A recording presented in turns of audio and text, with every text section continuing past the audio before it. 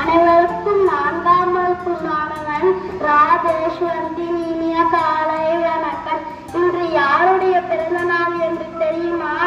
பேச்சில் துணிவு, செயலில் விரைவான தோற்றம், செயலை செய்து முடிப்பதில் மனவலிமை இருந்தால் நீங்கள் நிச்சயம் வெற்றியாளர்கள் என்று கூறிய கவிக்குழு சரோஜினி நாயகனின் பிறந்த நாளை நிறைவு கொள்வோம். நன்றி. Good morning to all. My name is P. Praveen Kumar from 9th standard. On 13th February, India celebrates the birth anniversary of Sarojini Naidu, known as the Nightingale of India. She was born in 1879 in Hyderabad. She was the first Indian woman to be president of the Indian National Congress and the first female governor of Uttar Pradesh. Thank you. காலை வணக்கத்துடன் 9ஆம் வகுப்பு மாணவன் U ஹேமந்த்ரி.